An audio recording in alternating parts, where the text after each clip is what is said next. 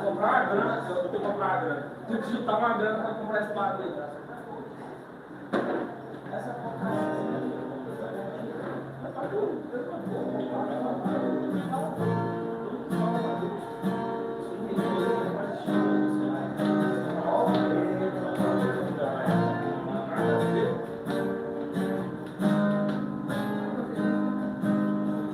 Aleluia, Hashem Hashamayim, Aleluia, Baruch Aleluia, oh Malacham, Aleluia, Etzivah. Fica mais perto que eu vou deixar então.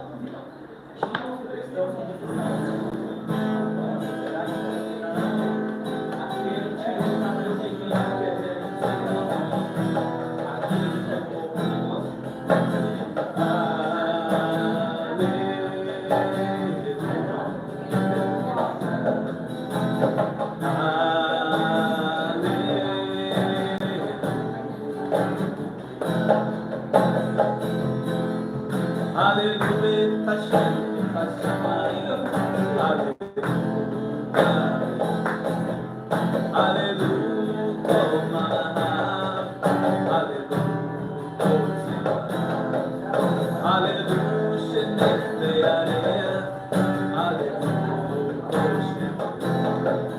Aleluia, Shenet Hashamayim, Be'amayim, Asher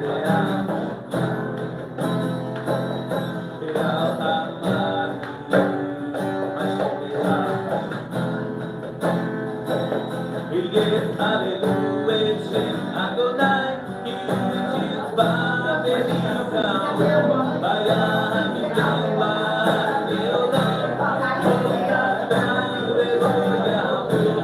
Yes, Aleluia, Shem Adonai, Yitzvah B'Nivram, Vayam Yitva Leolam, Yonatan V'lo Yavur.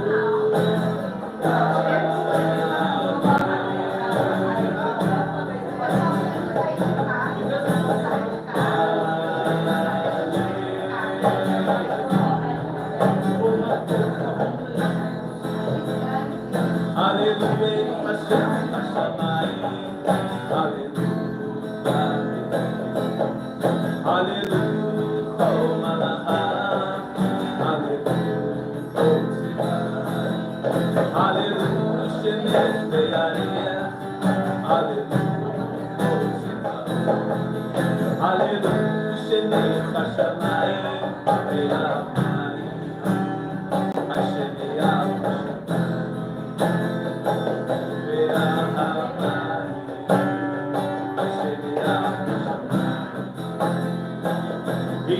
Aleluia, Shem Adonai, Yitzvah B'Nivram, Vayam Yiten Lav Leolam, Yonatan V'lo Yavur.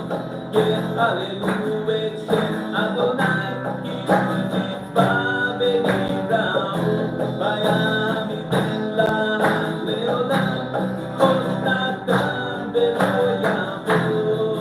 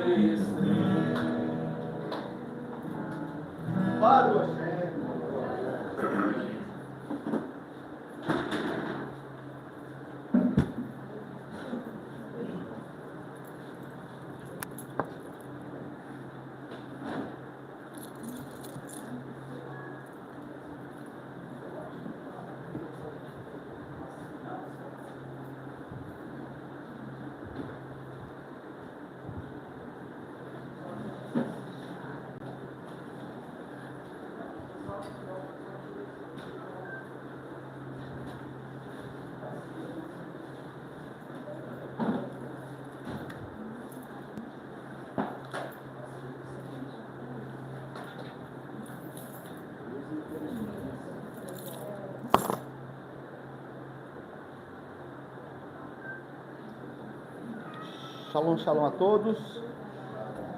Shemot, capítulo 28. Shemot, capítulo 28, trata das vestes dos Koanim, né? Das vestes sacerdotais. A gente estava conversando há pouco sobre o porquê que a primeira providência no Gan Eden, né? O primeiro acontecimento extraoficial no Gan Eden foi a fabricação de roupas. É onde a moda foi inventada, né? A moda foi inventada ali. Só que a primeira moda foi rejeitada, né? O primeiro modelito não foi aceito.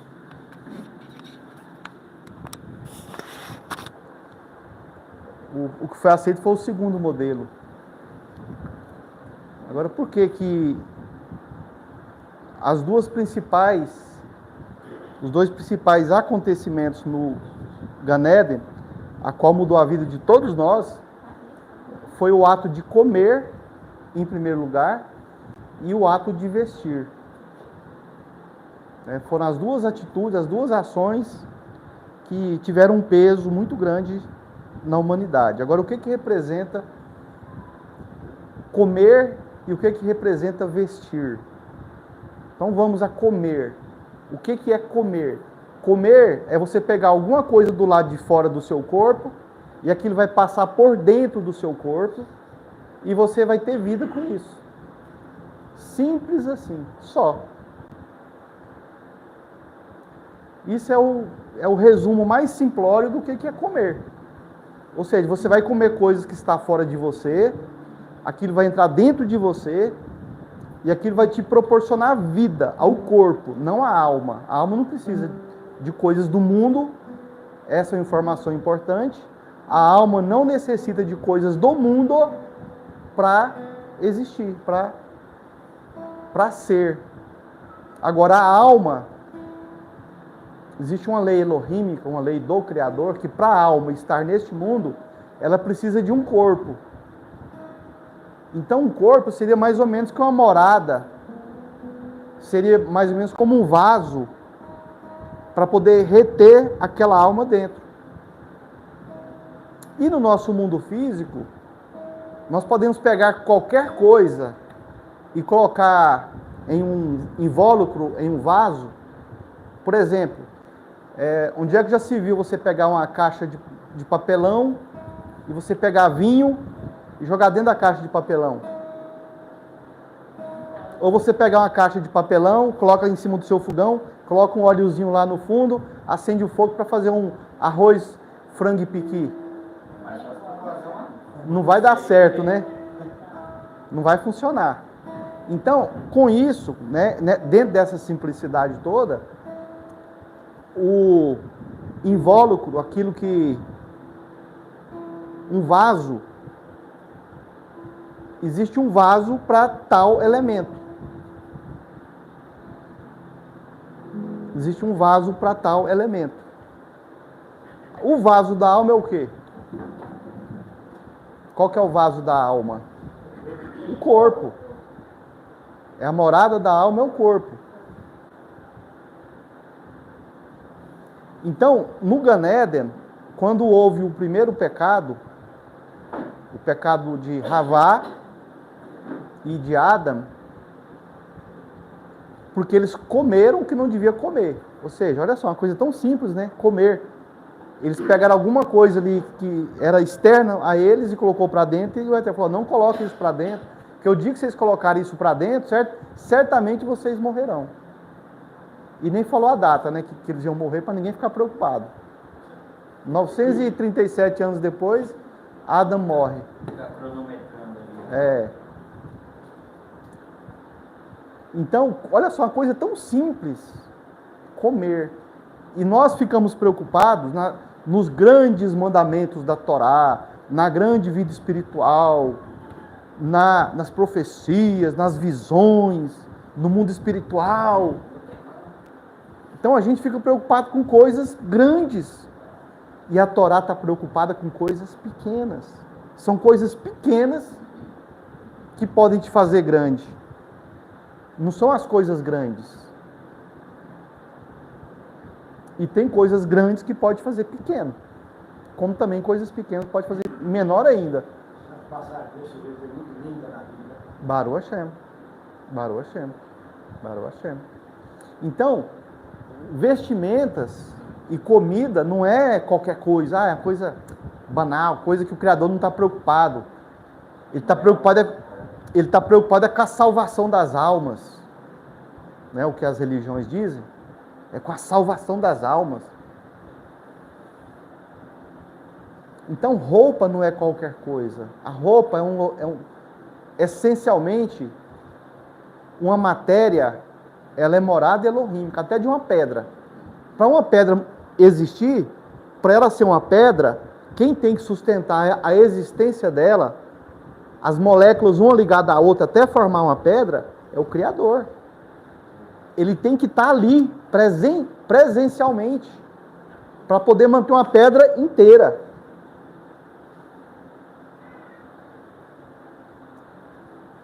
Então, um corpo, uma matéria, é uma habitação da presença do Criador. E todas as almas todas as almas, inclusive as nossas almas, é um pedacinho do Eterno. Nós somos um pedacinho dele, e ele criou uma casa, uma morada, para que essa alma pudesse estar dentro.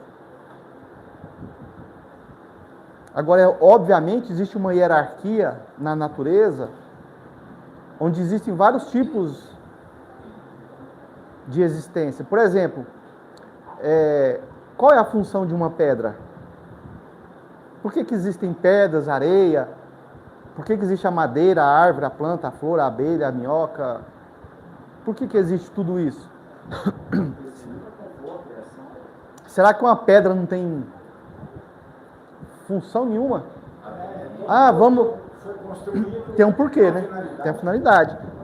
Então, olha o tanto que é bom, a gente pegando aqui nos dias atuais, o tanto que é bom você andar numa estrada asfaltadinha, um tapete, não tem buraco, não tem, né? Você dirige tranquilo, com segurança. Agora eu pergunto, aquilo é feito do quê? O que tem ali? Tem pedra. Nós falamos no celular, né? O celular é feito de quê? Pedra, minerais. Tem mais de 70 tipos de minerais no celular. Os verdadeiros homens das pedras somos nós. Porque na antiguidade eles não sabiam usar tantas pedras numa coisa só, igual nós. Nós somos os verdadeiros homens das pedras. Então toda matéria, não importa que matéria que seja, para ela existir, para ela ser o que ela é, quem sustenta é o Criador. É a essência dele que sustenta tudo. Agora, cada tipo de matéria tem a sua importância e tem a sua hierarquia. Então, por exemplo, vamos lá. Vamos tentar figurar para a gente poder entender um pouco mais. Eu já dei esse exemplo em outras partes de outro mais antigas, mas agora a gente vai usar esse mesmo exemplo aqui hoje. Toda hierarquia, toda importância de alguma coisa depende de leis. Baruch Hashem? As leis que uma pedra tem que obedecer, as leis da natureza, são as mesmas leis que uma águia, um falcão obedece. Se você solta uma pedra, ela sai batendo asinha? E uma águia? Porque ele obedece a certas leis. Agora a pedra, como ela é uma pedra, então ela vai obedecer à hierarquia a qual ela pertence. Aí eu pergunto para você obedece quais leis e você está em qual hierarquia como humano? Porque o ser humano tem hierarquias, assim como no reino dos animais. As próprias formigas têm as líderes, tem as que protegem, tem as que buscam as coisas. As abelhas também, elas trabalham em equipe. Imagina se uma abelha comum, eu quero ser abelha rainha. Ela não reproduz igual a abelha rainha. Ela nunca vai ser uma abelha rainha, porque a natureza dela não permite. Agora, nós seres humanos, nós temos a capacidade de nos elevarmos, de mudar de hierarquia. Ou de para baixo ou para cima, se você escolhe. Ou você pode cair, você desejando ter uma vida de prazeres, de alegrias, de ambições e por aí vai, você pode. Ou então você fala, não, eu quero ser uma pessoa justa, uma pessoa bondosa, uma pessoa que não faz mal para ninguém, que ajuda quem eu posso ajudar, aí é outra hierarquia. Isso é individual de cada um? Cada um escolhe. Mas vamos lá então, para a gente poder figurar ainda mais, né? As mulheres vão ter mais dificuldade, mas elas vão entender. Você se coloca em qual tipo de hierarquia? A gente vai usar um exemplo aqui para determinar onde é que você está. Pode ser?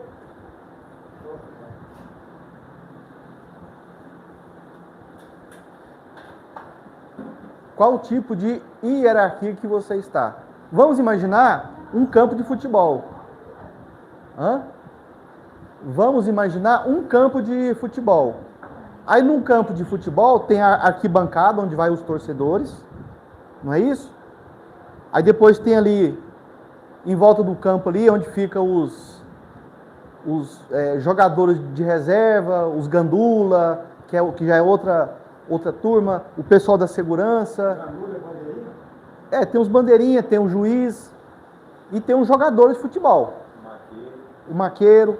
Bom, vamos supor que um torcedor dá um coice em outro torcedor. Aí o juiz está lá no meio do campo, opa, cartão vermelho para o torcedor. É assim que funciona? Por quê? Porque o torcedor não está debaixo das mesmas leis dos jogadores. O juiz ele só tem autoridade nos jogadores. Mas se um torcedor der uma cotovelada em outro torcedor, o juiz não pode fazer nada, ele não tem autoridade. Baruch Hashem. Mas e se um policial que está lá por segurança do jogo, ele achar que o jogador está impedido? Aí o policial pode, opa, o gol está impedido, eu anulo o gol. O policial pode fazer isso? Não. Um torcedor pode bater pênalti? Não pode. Quem pode bater pênalti são os jogadores que estão ali oficialmente dentro do campo. O que significa? Que as leis de dentro do campo são umas leis, aquelas pessoas que estão ali dentro estão sujeitas àquelas leis. Aí depois tem os gandula, os bandeirinha, os jogadores de reserva, a polícia e os torcedores, cada um no seu quadrado. Agora, vamos lá, vamos entrar na Torá novamente. Os sacerdotes, eles tinham algumas leis que os outros israelitas não estavam sujeitos. Por exemplo, os israelitas não poderiam usar lã e linho na mesma roupa. Lã e linho, roupa que tem lã e linho na sua composição. Os sacerdotes podiam, sem problema nenhum. Os israelitas comuns poderiam entrar no templo e fazer sacrifício? Não. Ele tinha que entregar para o sacerdote.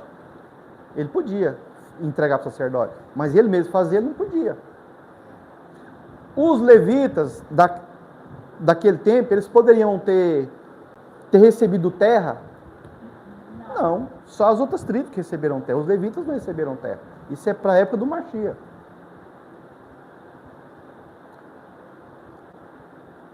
E os sacerdotes só poderiam entrar no templo, em algumas partes do templo, com alguns tipos de roupas. O sumo sacerdote, o Cohen Gadol, ele tinha que ter oito vestimentos, 8 tipos de roupas, para ele poder entrar no Santo do Santo, no Kadosh HaKadoshim. Os outros sacerdotes que ficavam de fora, eles usavam 4 tipos de vestimentas. Agora, e se um dos sacerdotes, não, amanhã eu quero entrar no Santo dos Santos, no Kadosh HaKadoshim, me empresta a sua roupa que eu vou entrar nela. Por que ele não podia entrar? Ele era um sacerdote. Mas por que ele não podia entrar? Qual que é a diferença dele? Tá, mas o que diferencia um do outro?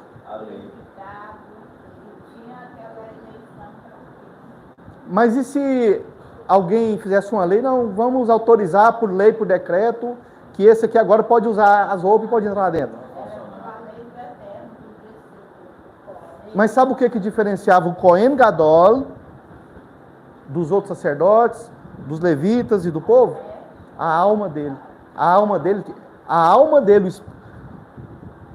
Neshama dele, todas as almas que ele tinha dentro dele, ela tinha uma diferenciação, uma condição, um atributo, uma capacidade de entrar lá no Kadosh HaKadoshim, no Santo dos Santos, e não morrer.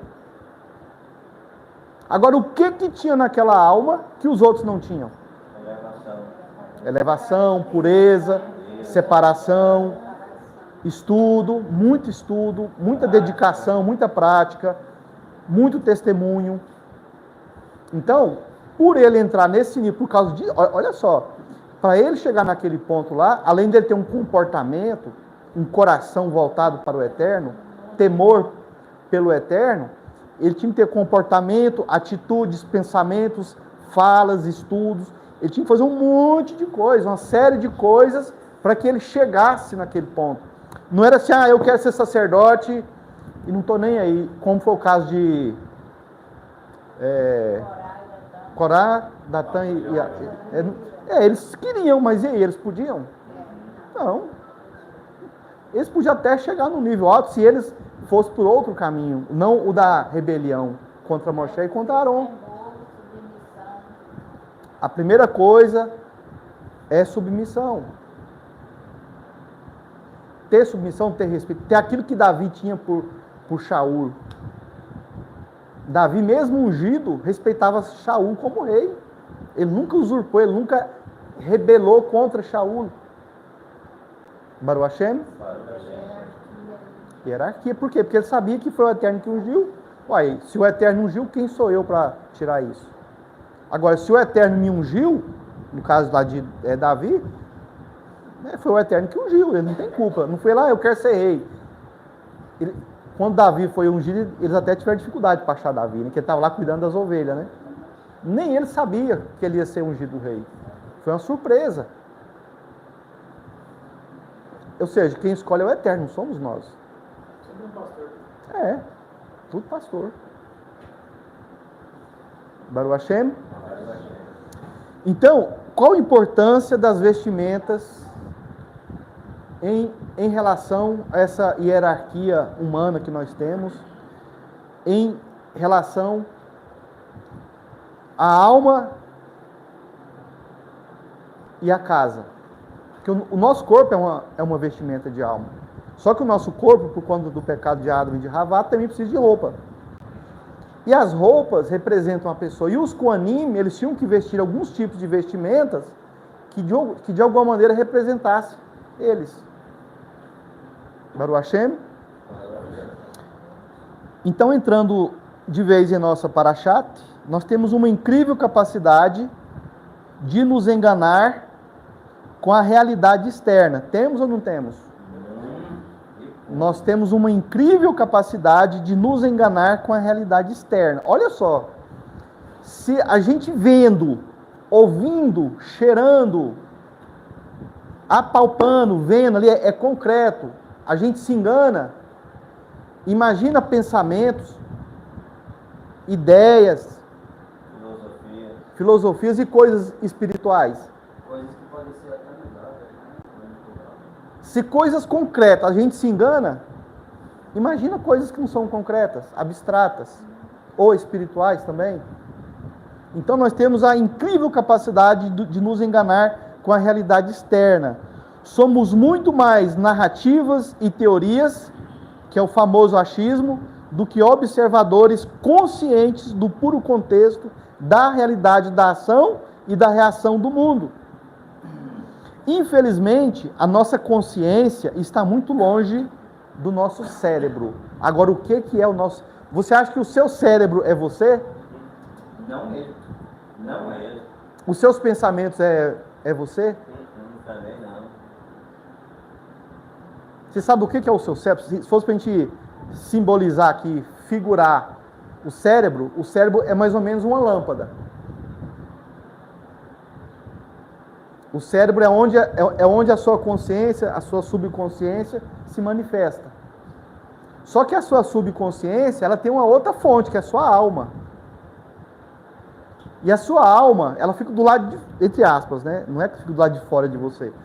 Ela fica do lado de fora da sua consciência e da sua subconsciência, mandando luz para a sua subconsciência, mandando luz para a sua consciência e mandando luz para o seu cérebro, que é a lâmpada. Então, o que você tem de consciência é o seu cérebro. Poucas pessoas, raras pessoas, conseguem entender e conhecer a sua consciência, lidar com a sua consciência.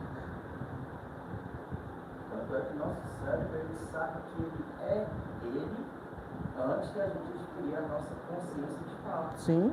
Quando a gente nasce, se eu não me engano, no artigo que eu li, acho que por volta de 1 ano de idade, a partir do momento que a gente está com 1 ano de idade, o nosso cérebro, ele sabe quem ele é antes da gente saber quem a gente é. É verdade, isso é fato, isso é científico. Isso é científico. Então, a lâmpada, A lâmpada, se você pegar uma lâmpada sozinha, ela não tem bateria, não tem corrente, não tem nada. Ela acende, ela vai ter luz? A energia tem que vir de algum lugar, não é? Esse é o seu cérebro. Aí tem a sua consciência, que a maioria de nós não conhecemos nem a nossa consciência. O nosso maior contato é com o nosso cérebro.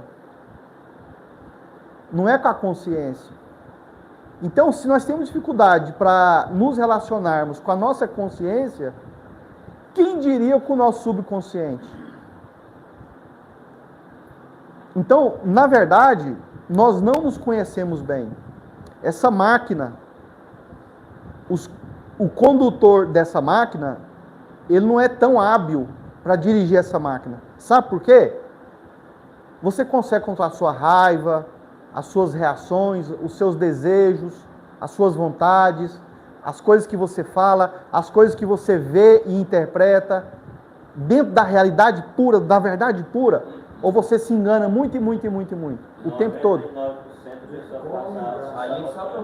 E quantos problemas que você já arrumou por causa disso?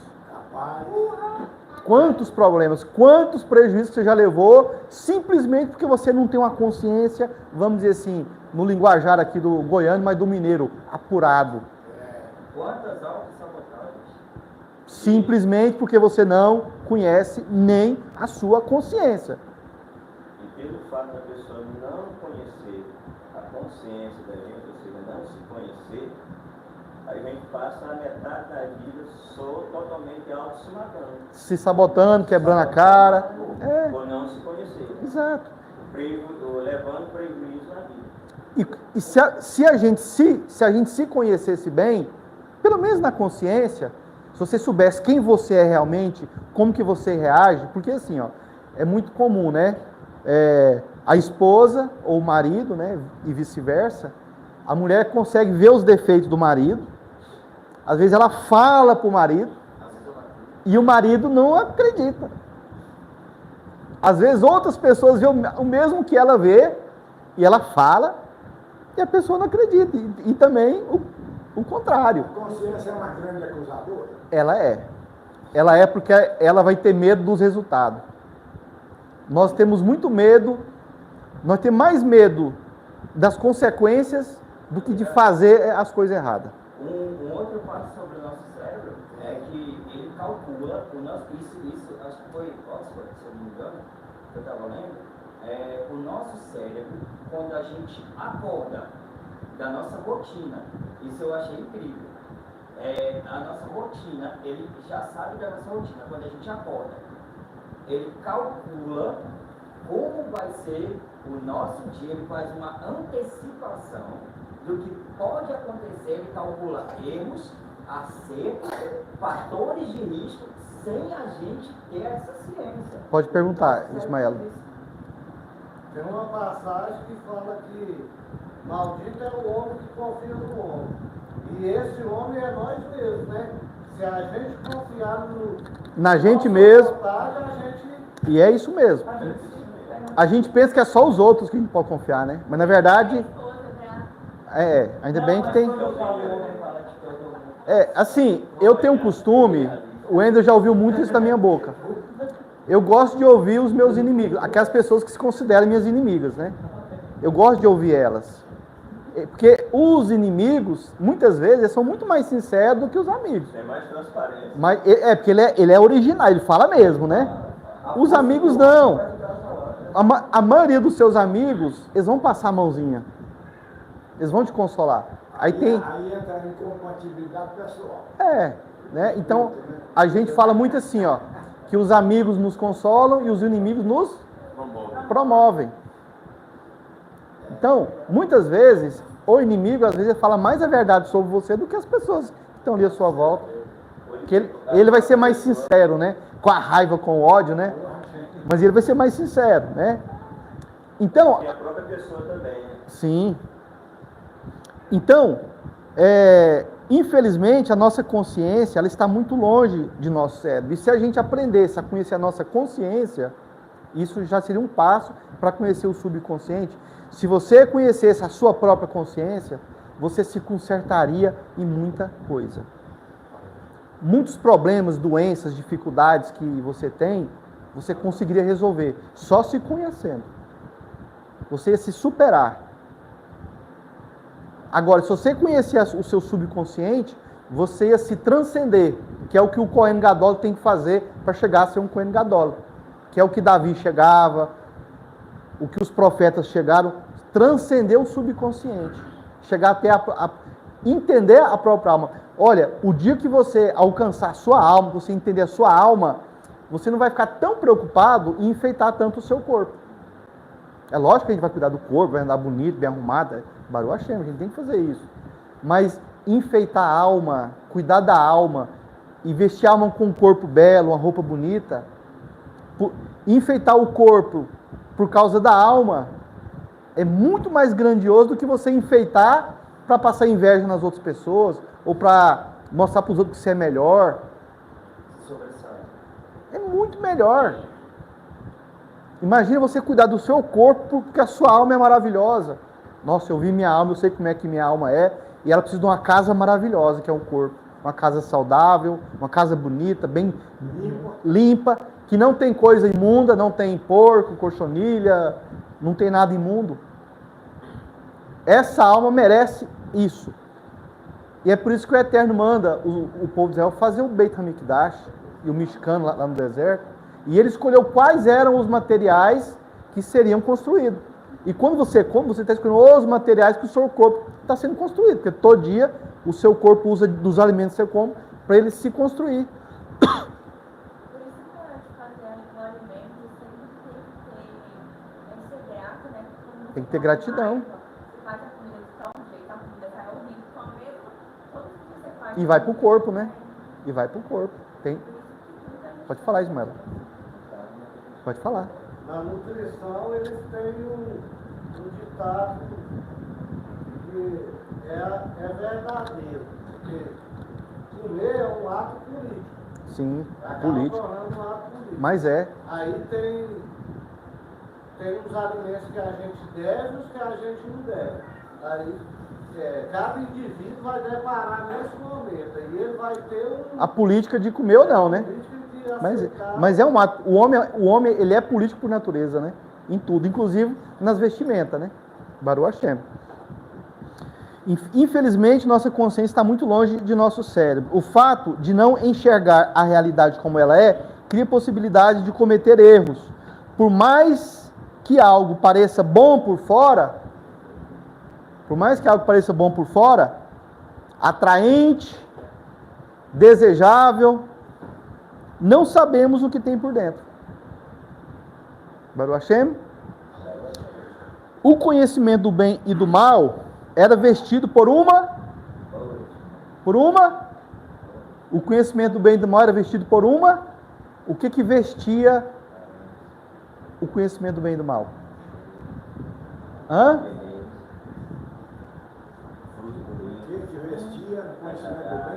Lá no Gan Eden.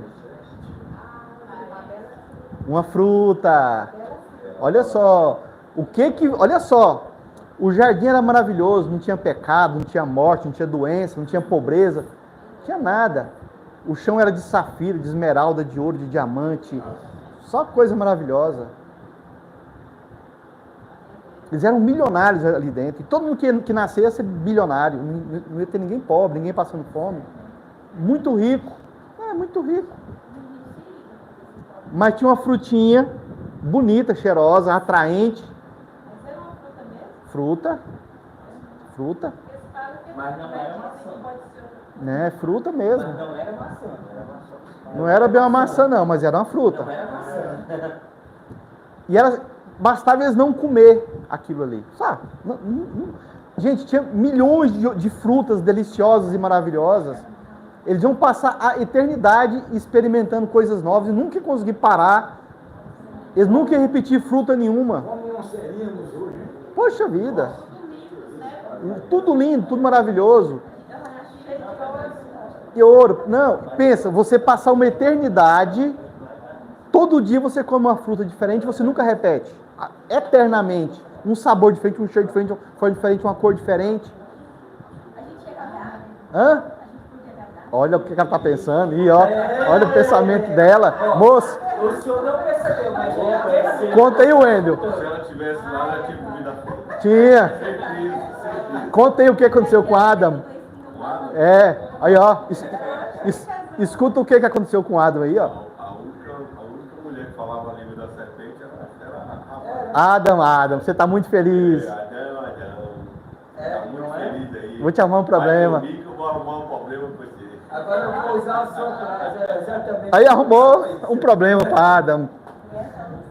É, e a outra pensando em casar, aí pode um negócio desse? Então, né, ó, Rapaz, o senhor não percebeu, mas assim, só por vir aqui, só por vir esclarecimento, já terceiro.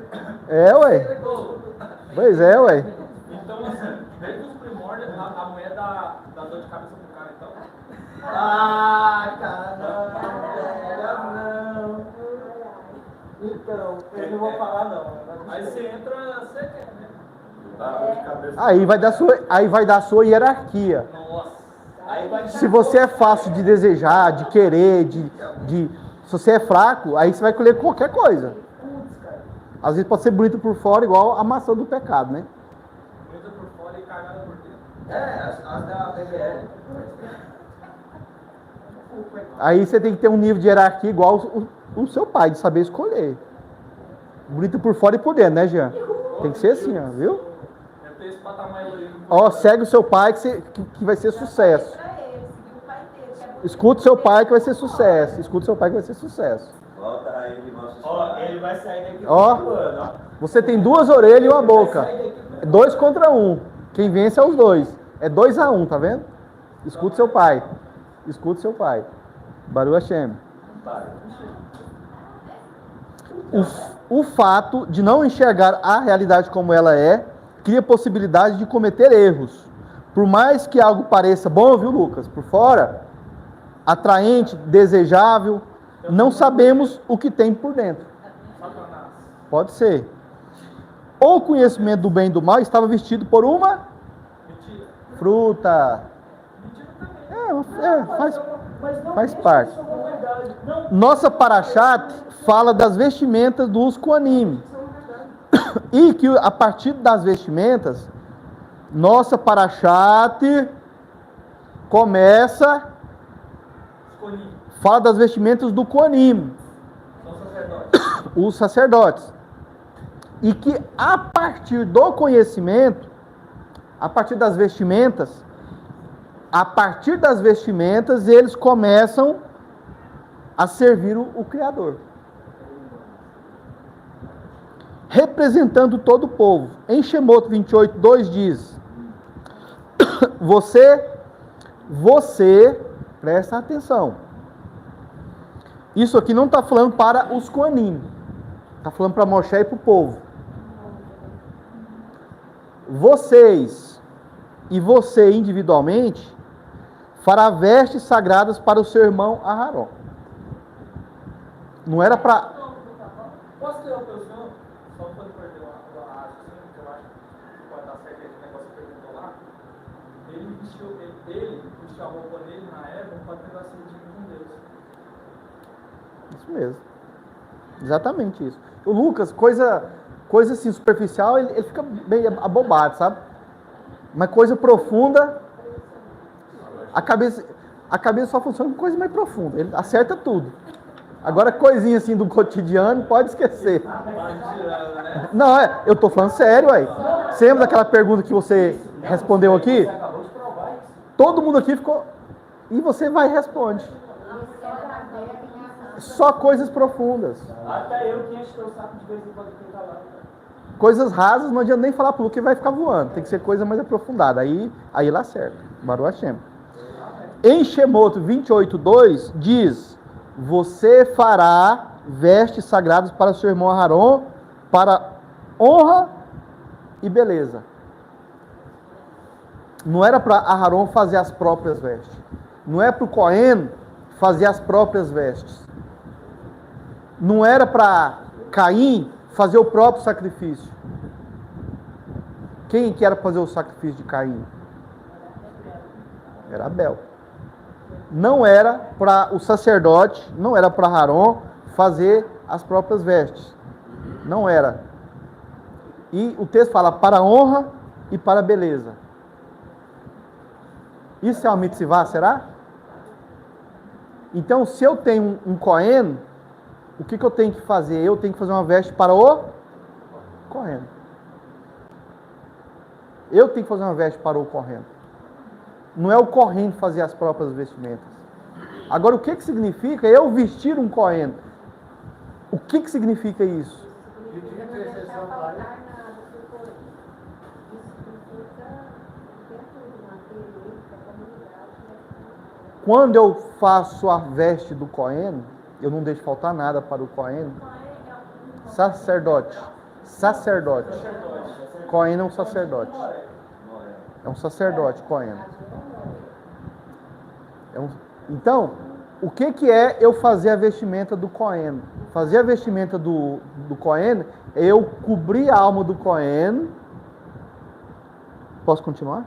Certeza? Você vai mudar de ideia depois dessa informação tão simples. Você assim, por que eu não pensei nisso antes? Viu, Lucas? O Lucas já sabe, isso há muito tempo. Se o Lucas quiser ir embora, pode ir embora, Lucas. Já tirou 10 na prova, pode ir embora.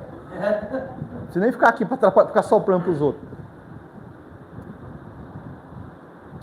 Quem foi que vestiu Adam e Havá? A vestimenta legítima? O Eterno. E quando eu visto o Cohen, o que eu estou fazendo? Eu estou imitando quem? Mudou de pensamento? Você já tinha pensado nisso? Agora, Eu estou honrando o sacerdote. honrando. E você está se honrando também. Porque quando você veste o Cohen, você vira um participante com ele, você vira um sócio do serviço sacerdotal. A mão que dá a flor, volta com o perfume da flor. Aí, ó, pronto. Resumiu tudo. E a fé e Shem foram abençoados porque fizeram escultura. Exatamente. Enquanto Harão foi lá E tirou a roupa. Tirou a roupa. E não foi o Eterno que fez as vestimentas para Adam e Havá depois do pecado? E eles próprios fizeram uma veste errada? Não veio do Criador, veio deles, veio da própria ciência deles. gosta de despir a Satã mesmo, né? Errar Satã. Hoje, se tu prostrar me adorar e descobrir A tua cabeça, eu te darei as nações como O texto que foi adulterado. Lá em Matitiá. Foi adulterado umas 300 vezes, né? Então, da mesma forma que Adam e Havá fizeram as suas vestimentas e erraram, o Cohen ia repetir esse ato. Eu quero ser Cohen. Eu me declaro um rei. Não é assim que funciona. Agora, eu devo vestir um Cohen. Eu me torno participante sócio da Keuná do sacerdócio. Por isso que eu devo vestir um Cohen. Mas tem que ter uma permissão única. Dá para eleição. Não é eu quero ser. É igual, eu quero ser médico, eu quero ser jogador de futebol. Não, aí qualquer um pode ser o que quiser. Mas serviço espiritual, serviço para o Eterno, não. Agora, o Eterno, ele ama todo mundo, ninguém é inferior a ninguém.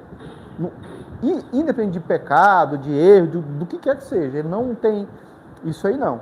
Todo mundo para ele é importante. Agora, as hierarquias, elas servem para nos organizar. É um serviço para as almas. O Eterno precisa de Cohen para alguma coisa? Não. A gente precisa ensinar, de dar uma paraxá para o Eterno? Não, a gente faz para as pessoas. Se meu coração vai fazer alguma coisa assim, eu sempre faço isso. Não sei se é o correto. Se for da vontade, eu farei isso. Isso é correto? Correto. Sendo com justiça dele, amém. Tá certíssimo. Então, você fará vestes sagradas para o seu irmão Aaron, para honra e beleza. Então, o Eterno aqui, ele dá uma ordem para Moshe e para o povo de Israel fazer as vestimentas do Cohen. Não era para o Cohen fazer. Isso, entre aspas, é como se fosse uma mitzvah, que nós temos que fazer as vestes dos Cohen. Nós temos que honrar os nossos anciões, os nossos morim, os nossos tzadikim. Você se torna participante com eles. Baruch Hashem. Israel deveria fornecer o material necessário. Senta aí. Shalom, shalom. Seja bem-vindo. Pode tirar o gatinho daí, pode sentar aí. Israel deveria fornecer o material necessário. Israel deveria fornecer o material necessário e confeccionar as vestes para o sucesso dos Koanim. Olha só, o tanto que esse texto é interessante. Israel deveria fornecer o material necessário e confeccionar as vestes para o sucesso dos Koanim. Quem cuida do sucesso dos Koanim é o povo de Israel. Baruch Hashem. E as vestimentas fornecidas pelos israelitas aos Koanim eram responsabilidade dos israelitas e não do próprio Koanim. E não dos próprios Koanim. Assim como Elohim confeccionou as vestes de Adam e de Ravá. Literalmente, as roupas fazem o homem. Cada israelita é um mexicano, é um tabernáculo, é um templo, em potencial para o Kadosh. Isso também é importante. Cada israelita é um mexicano em potencial para o Kadosh. E cada indivíduo é um sumo sacerdote em seu próprio templo. Então, para o seu próprio corpo, para o seu próprio templo, você é o Kohen Gadol, você é o sumo sacerdote. Não espere que os outros façam por você o que é para você fazer, o que é para você escolher fazer. Principalmente com o seu corpo. Você é o sumo sacerdote do seu corpo. E todos nós somos um mexicano em potencial. Um templo, um tabernáculo. Em potencial. Agora, vai depender do quê? Eu cumpro Torá? Eu busco fazer justiça? Eu busco fazer bondade?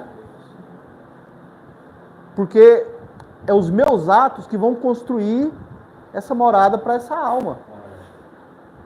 E se a morada for kosher, ou for kadosh, o que acontece com ela? A presença do Eterno aumenta e ela se eleva. Baruch Hashem. Roupas, então, não vestem apenas um corpo, vestem uma alma, vestem uma personalidade, um caráter. Roupas são apenas um símbolo superficial, elas são nossa realidade externa por meio das percepções dos outros. O humano é uma mistura de corpo e alma. O corpo físico exige o tempo presente para existir. O corpo físico exige o tempo presente para existir. Mas a alma não depende do tempo. A alma não depende do tempo. Tanto é que quando você dorme, o que acontece com a sua alma? Ela continua, ela vai continuar o trabalho dela para o eterno. Ela vai sair do corpo. Estou enjoado desse corpito saradito. Com esse pancepizito aí de cerveja. Deixa eu sair desse corpo um pouquinho, estou cansado disso. Ela vai continuar a fazer o serviço para o eterno. A alma não vai parar de fazer o serviço para o eterno. Baruch Hashem. Então o corpo físico, ele exige o tempo presente para existir, mas a alma não depende do tempo. Por essa razão, para a alma que transcende tempo, a nossa conexão, a nossa essência espiritual nos permite a techuvá. O que é um corpo sem uma alma sedenta por techuvá? A capacidade de retornar e transformar retroativamente os efeitos de ações e experiências passadas, esse potencial está na alma e não no corpo. O corpo não vai querer voltar para consertar as coisas erradas que fez. O corpo não quer. Então esse potencial fica na alma. Aí lá no começo nós falamos da lâmpada, que é o cérebro, da consciência, que é uma parte que você, mais ou menos, você lida com você próprio, que você nem conhece tanto assim, e o subconsciente, que é a sua energia mais poderosa. Então a alma, nela está o potencial. Então uma pessoa que não conhece a sua consciência, não conhece o seu subconsciente, é uma alma que vai ter dificuldade de fazer uma techuvá. É porque ela é ignorante nela mesma. Se ela é ignorante nela mesma, esse tipo de pensamento lá na consciência dela nem preocupa muito, nem faz cosquinha, não tem efeito. Por isso que é importante o lerrar, voltar para si mesmo, ir para você mesmo. Por isso que é importante. Toda matéria, força e acontecimento tem tanto um corpo quanto uma alma. A matéria é a existência do tempo no tempo presente e são fatos concretos daquele momento. Porém, a ruach é o seu significado mais profundo, a expressão original, a função que desempenha, o propósito a que serve. O lugar Kadosh exigia que quem entrasse ali dentro só permaneceria existindo se estivesse com as vestimentas sacerdotais. O que é o lugar Kadosh HaKadoshim? O pessoal chama de o Santo dos Santos. Onde no dia de Yom Kippur, o Kohen Gadol entra lá dentro para oferecer o sacrifício pelo povo de Israel. Então, o lugar Kadosh, ele exigia, olha só, o Kohen Gadol, olha só a questão da vestimenta. O Kohen Gadol pode ser o Kohen Gadol, pode ser o cara, puro, santo, elevado, de bom testemunho, justo, dedicado, ele pode ser um cara. Se ele entrasse sem as vestimentas, morria fulminado. Ou seja, em algum nível, a roupa, as vestimentas, ela tem um propósito. Então a gente tem que se preocupar com isso também. Até quando ele entrava no templo e a mente dele não tivesse Conectada, né? Podia morrer. Ele tinha que estar focado. Podia pensar na roupa do varal, se essa Tem maneira que estar lá totalmente. Totalmente.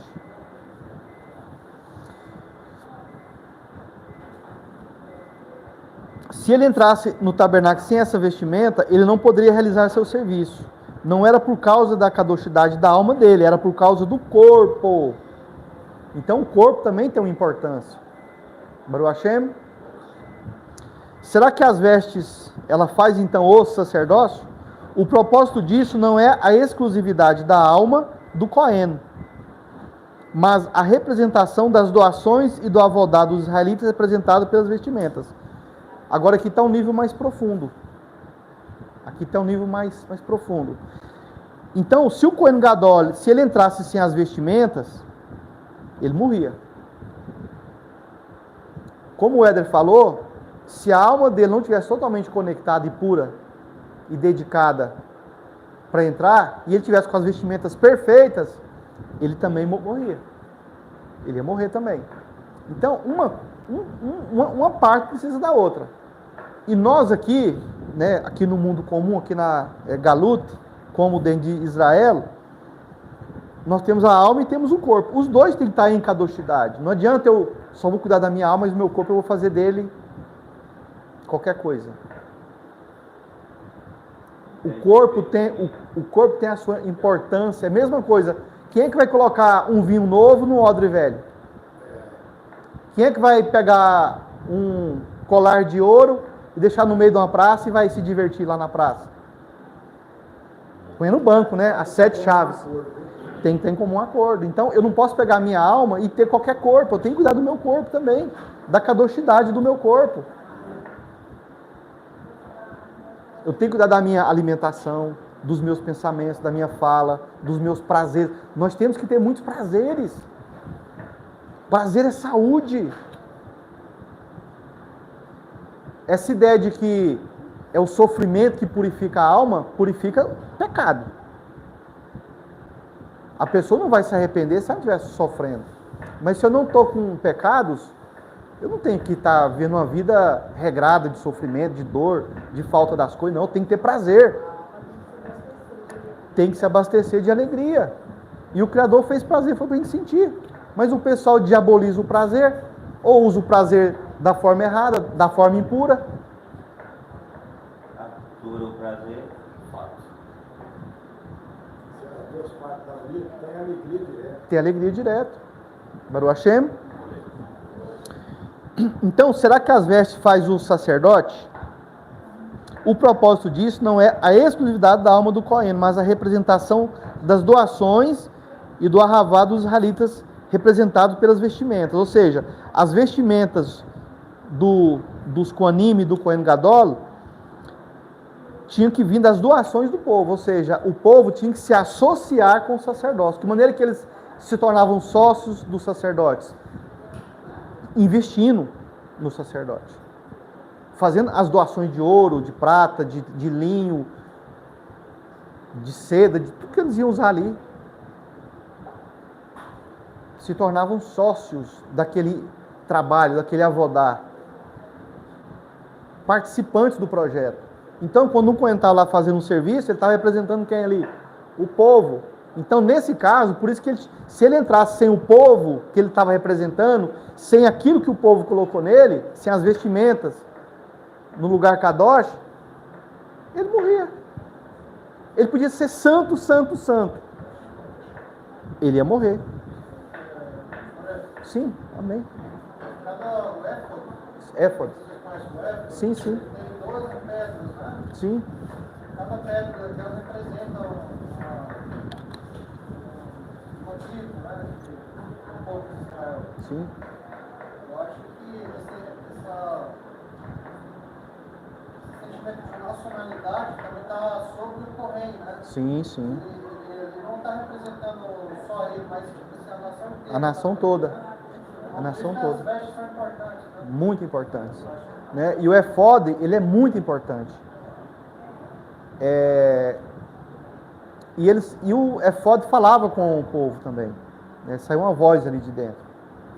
Né? A voz Elohim que saía dali. Então, assim, dada a importância espiritual que tinha isso, né?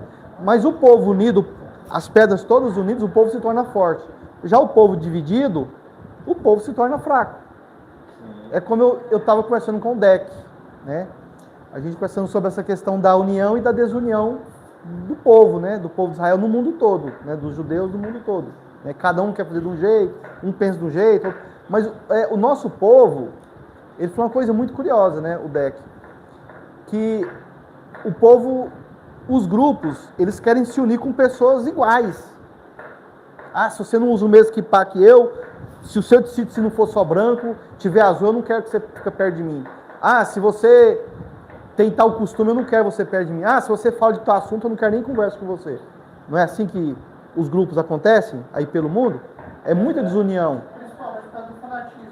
Principalmente por causa do fanatismo. Não, eu não quero conversa. Nem só messiânico, são várias coisas. Ah, você é reformista. Não quero. Ah, você é naturei catá. Não quero. Ah, você é racídico. Não quero. Você é cabalista. Não quero. Aí o Deck falou uma coisa muito curiosa, né? Se fosse para todo mundo ser igual, a gente ia ficar parecendo um deserto. Porque no deserto tudo é igual, né? Você olha assim, areia para cá, areia para cá, areia para todo lado, né? Tudo igual, né? Mas e na floresta? É tudo igual? As pedras eram diferentes. As pedras, cada um tinha a sua cor. As 12 pedras eram tipo dos 12 filhos de Jacó, né? Cada um representava um tipo de animal. Você é assim, você é assim. Você é um burro, você é um leão, você... Cada um, você é um navio. Então, a gente é mais parecido com uma floresta, e uma floresta é muito melhor do que um deserto, né? Agora, o povo não quer viver numa floresta. Parece que esse pessoal que é mais fanático, parece que eles querem viver só no deserto. Mas a ordem é para ficar no deserto ou é para entrar na terra que emana leite e mel? Na terra, Hashem. Onde o lobo e o cordeiro vai comer junto. É o diferente, não adianta. A gente é colorido, nós somos várias cores, nós somos vários... Não adianta essa desunião. Isso torna a pessoa ser É o exibicionismo. Exatamente. E aí dificulta muito mais as coisas, porque a gente só vai ficar convivendo. E até chuvar fica mais difícil, a nossa segurança fica mais difícil, tudo fica mais difícil. Principalmente quando a gente está na Galut, né? Você vê que a primeira coisa que Eliar fez para fazer, para quebrar a hegemonia de Baal ali, né? Foi reedificar o altar, né? Naquela época não tinha templo, né? Era o altar. E aí a própria escritura fala que ele pegou as 12 pedras, pegou 12 pedras e ornou o altar com 12 pedras. Porque 12, né? Representando, Será que era 12, né? representando as 12 tribos. As 12 tribos, a união, a unificação Sim. da família. Baruch Hashem. Então, o Cohen, ele era como se fosse as almas dos doadores e trabalhadores, e como se todos eles entrassem junto no lugar Kadosh, porque todos estavam associados. E o Criador quer que a gente seja sócio dele, mas tem que ser com as leis dele, não com as nossas. É com a Torá. Não é cada um inventa a sua regra, o seu achismo, embora a gente é livre para fazer isso. Só que o nosso achismo não pode ficar prejudicando. Não pode. Não pode ser assim. As vestes externas que vestimos podem afetar internamente, podendo criar uma nova realidade externa. Como no caso, olha só, as vestes externas que uma pessoa usa, o seu exterior pode afetar o seu interior. Sem sombra de dúvida. E pode criar uma nova realidade externa. Por exemplo, uma pessoa que estava em uma realidade, só pelo fato de ter trocado as suas vestimentas, criou uma outra realidade. Quem sabe de uma história assim dentro da Torá? A história de Itamar. Qual que era a realidade de Itamar? Ela era nora de Yaldá, casava com um filho, morria, não tinha filho. Casava com outro, aí chegou outro, não, para de casar com meu filho, senão daqui a pouco eu não tenho mais filho. Olha essa massa, você tem um filho do branco. Mata todo mundo, né?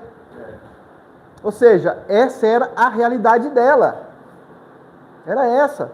O que ela fez para mudar essa realidade? O que ela mudou? A roupa. De viúva para uma zonar. Uma zonar, prostituta em hebraico. Aqui não tem as zonas, né? Zonar é prostituta. Zonar é prostituta, é. E aí ela encontrou com Eudá, lá no cruzamento, onde ficavam as meretrizes, e Eudá chama ela para conversar, então ele não reconheceu ela como a nora viúva, né? Porque o homem pode ficar olhando para as mulheres assim. Olha o respeito que ele tinha pela nora. Ele nem conseguiu reconhecer ela, né? Ela estava com as roupas lá de meretriz. E aí, ele fez um negócio com ela, para ela prestar um serviço sexual para ele. E na Torá diz que de zonar, ela foi vestida de Kedeshá, que é outro nome para prostituta. Hã? Consagrada. O sogro dela. Mas ela mudou a realidade dela. Ela queria ter um filho de dentro da casa de Israel, dentro da tribo de Eudá. E ela teve. E Davi vem de onde? Ele alcançou o nosso Ela mudou a realidade externa e interna através de quê? De roupa. Aí eu tenho um costume, eu já falei várias vezes aqui para vocês, eu tenho um hábito assim. Às vezes eu tenho que fazer. Tem um tipo de tefilá, um tipo de encontro com o Eterno, que eu gosto de comprar uma roupa nova. Tudo. Todas as peças, né? Até o calçado, a meia, tudo, calça, tudo. Eu vou lá, compro um conjunto de roupa nova, eu vou me vestir para fazer uma tefilá para o Eterno. Há muitos anos eu falei isso aqui para vocês, que eu tenho esse costume.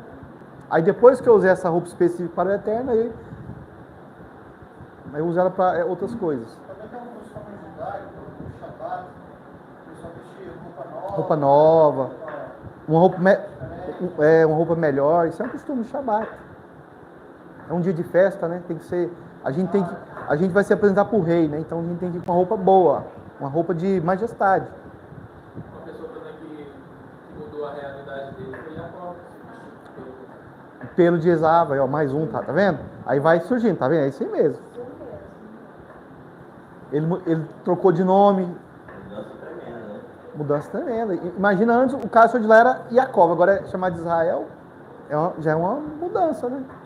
E essa mudança mudou as realidades dele. Então, nós podemos mudar as nossas realidades externas e internas. E a Torá nos dá conhecimento e ferramentas para a gente poder fazer isso. Hã? Yosef também. Yosef também. O que não falta é exemplo. Adam e Havá. Aí entra a importância muito grande, né? A questão de vestimenta, do nome que muitos isso não tem nada a ver, está associado, e aí a gente vê a própria Escritura. Falando isso várias vezes, né? Várias vezes. Na verdade, as Escrituras, elas insistem nisso. As pessoas é que ignoram isso. Baruch Hashem.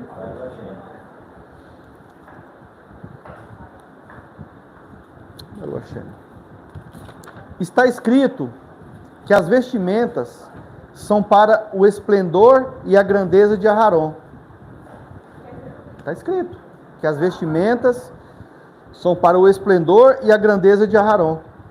O que é grandeza e o que é esplendor?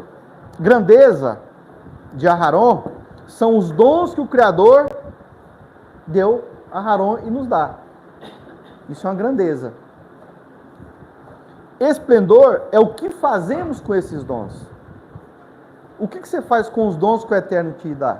Com a inteligência, com a percepção, com a sensibilidade, com o dinheiro que você tem, com os seus recursos, com a sua condição física, com a sua saúde. O que você faz com isso?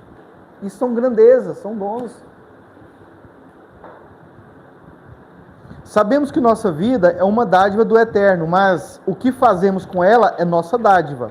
E ela tem que voltar ao Kadosh melhorada por nós. Por isso, a essência humana é tão importante. Somando isso, tente imaginar você no lugar de um Cohen representando toda a nação de Israel. Olha a responsabilidade, a grandeza e o esplendor.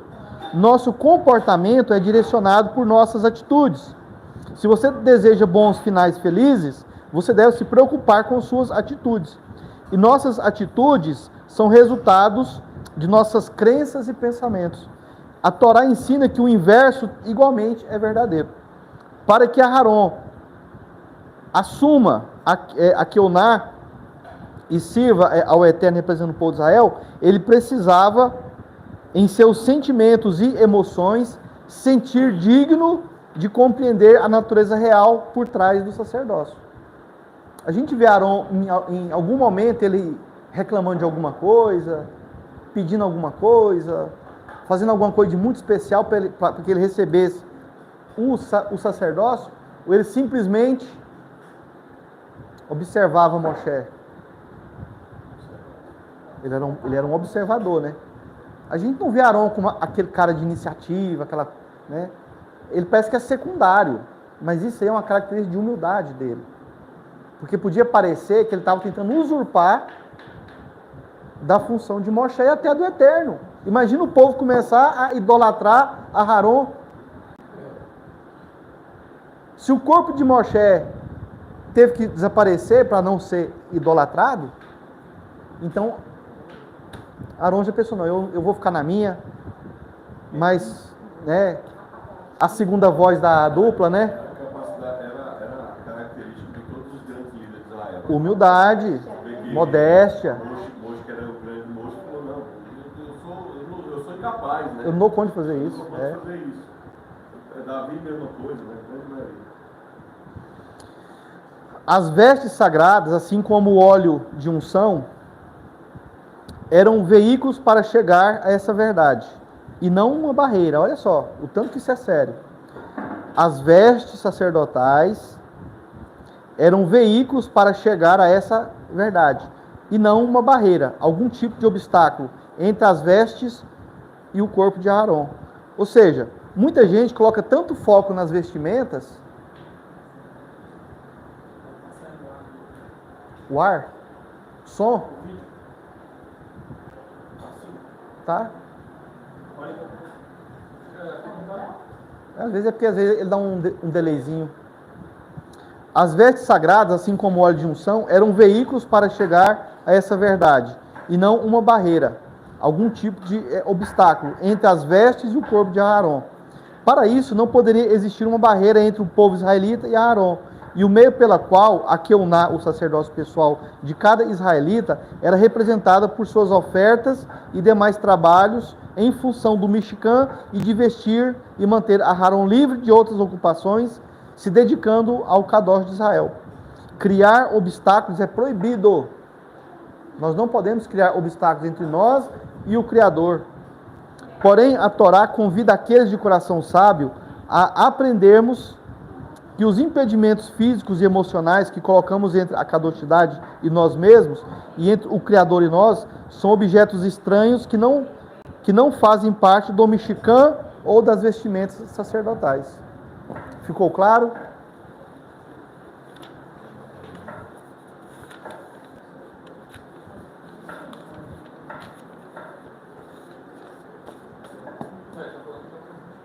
Hã?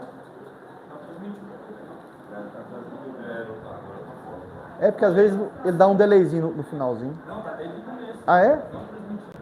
Depois nós vamos ver o que está acontecendo ali. Vai que tá no privado.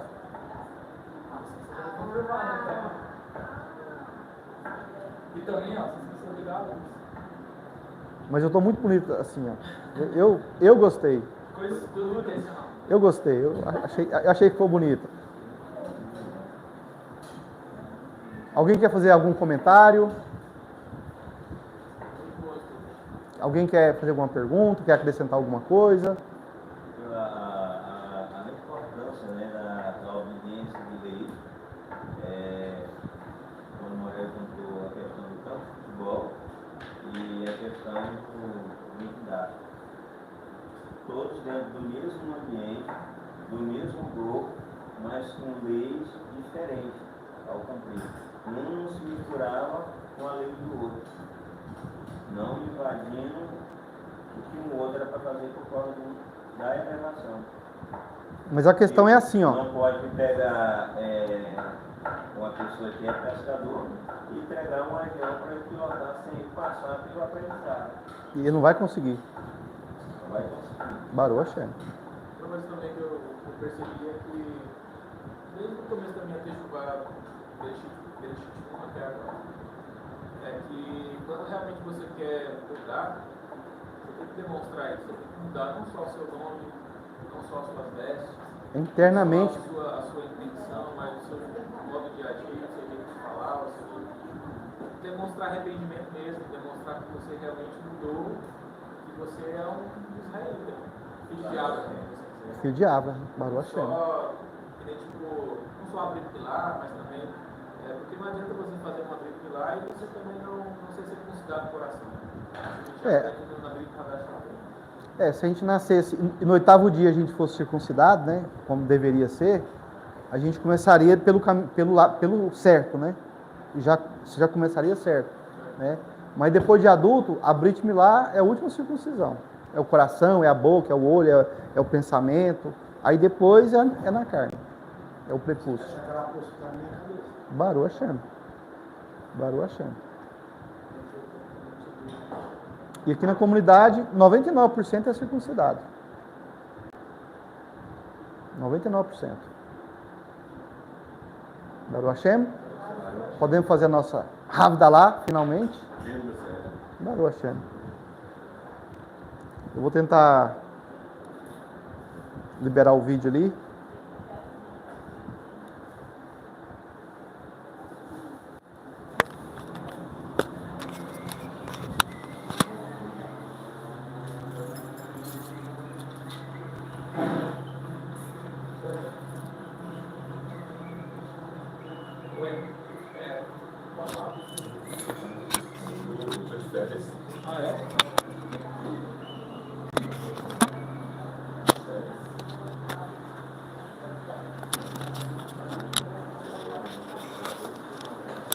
Agora está no seu turno.